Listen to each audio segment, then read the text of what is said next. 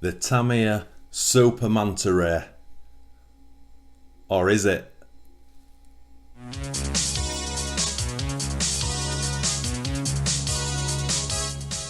Hey guys, welcome back to Tamiya Legends, and once again, thank you for stopping by.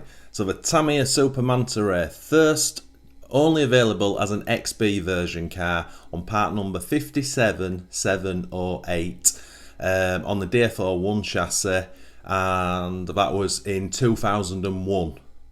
So I thought this might be a very quick and hopefully interesting little video for you guys. Probably the expert eyes are looking at this thinking, that looks a little bit big. Don't think that's the Tamiya Super Manta Ray.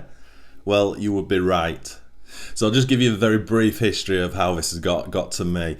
So my friend in the UK called Charles, shout out to you Charles, he was bidding on eBay, found this title, Tamiya Super Manta Ray. Pictures not great from the seller. It was in the wrong category, so he put a bid on it and sort of forgot about it. It was, you know, when I'm talking bid, we're talking not a lot of money, and he went and forgot about it. Anyway, I think he went back to it, added a little bit more, but very low money we're talking here. But it was in the US, so he had quite a lot of shipping and customs if he won it. So he forgot about it, and then it got closer, and he went back to it, and he actually won the car. But at the time, on one of the pictures, something just wasn't sitting right with him, and he'd asked for better pictures from the seller, and he didn't get it. The seller was genuine. He thought it was a Tamiya Super Manta Ray. He didn't know it wasn't. So Charles had already won the auction, sorry, and he realised it wasn't what he thought it was. He got his full money back, got full refund from the seller. He was great, and then he agreed with the seller to ship it from the US to me in Canada so I could have a look at it with a view at some point in the future to get it back to Charles at some point. So it wasn't a big deal that it wasn't what he thought it was, you know. One, because it was a tiny amount of money, and two, because he got full refund anyway from the seller, which was awesome. So, as you can see, 1/10 genuine Tamiya Manta Ray, 1/8 maybe? Yeah, 1/8 I guess.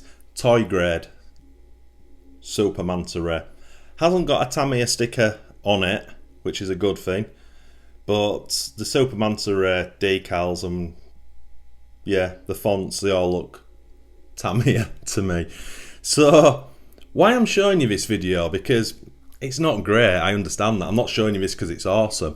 Why I wanted to show this was because it's the detail they copied from the genuine Manta Ray. The way my head works with this is, I understand copies and clones and fakes get done of all the manufacturers, I get that. But to go to this level of detail on the arms, the upper arms, the bumper, I'll bring a camera over in a bit, and just to make it look exactly like the Tamiya Super Manta Ray. But at the end of it, it's a toy grade RC car. It's got a tiny little motor in it. It's not a genuine like 27 meg radio system in it. You know, it'll probably do 5 miles an hour tops if you're lucky. So it's the level of detail they've put into it which just blows me away. So let's bring a camera over and we'll have a quick look at it. So you can understand, if you saw a couple of eBay pictures like that, you wouldn't be able to tell very easily that one, it's 1/8 scale, and two, it's not Tamiya, you know, with not having quality pictures to look at. From a glance, it just looks like it's a Super Manta Ray. And then from the other side, so I've just put the Manta Ray now. Obviously that's should have the same tyres on, but I've got the egress wheel set, but that just gives you a size of the tyre. Now the rubber is it's pliable, but it's very hard. It's not like, you know, sort of soft, sort of premium rubber. It's one of those where you could run that forever and you're never going to wear those tyres down ever. And then the shell is on, it's actually screwed down at both ends. Now it's a very hard plastic. It's obviously not polycarbonate. I was looking at that thinking that had brush marks on it, but I don't think it has. I think it's just mould marks. Probably came out like that. But a little bit of weight in the shell itself as well. And then the chassis. So this bit, obviously nothing like Tamiya. but you can see here they've got a tiny little motor in. I'm not sure what it is. It's got a fan on it as well. It's actually not that small. It's probably a little bit smaller than a 540, but it's bigger than a 380 motor. But it's the gearbox, it's the detailing. Just if I start at the back, because obviously you DF01 guys are going to see this for what it is. Look at that back gearbox cover, that back bumper, those arms, the top arms. They're almost identical to the DF01. Look at the chassis, the rear gearbox moulding. The prop shaft is absolute pants. And then you look at the front gearbox moulding, which is extremely similar to the Tamiya car. Again, I'm making that point because why go to that level of copying something that this was never meant to be, if that makes sense? You could have just copied the body shell and wing and the wheels, and then that could have been basically anything.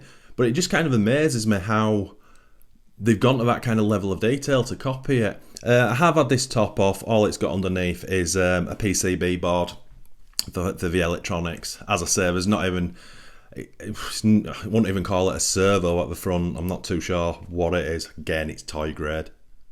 So again, I just thought this might make a little interesting video. I'm not trying to promote this as something that it's not, and it's saying it's a cool piece of kit or anything. The whole point of this video was just showing more so you sort of DF01 guys, just the extent they went to copy it for a toy grade car. You know, if it had been a full hobby grade RC car, you could kind of understand. But to go that level of copying the actual sort of design of it, I thought that was interesting. Anyway, yeah, that was it, guys. Unfortunately, or fortunately, whichever one, I don't have a transmitter that I could just put a battery in and run this thing. So at some point in the future, we'll get this stripped down and we'll get it sent back off to the UK, and Charles can do whatever he's going to do with it. So my friends, thanks again for watching. It's massively appreciated. If you are new to this channel, if you could please consider liking and subscribing and support us, and if you do that, smash that notification buzzer for our weekly videos. And as always, my friends, happy RCing.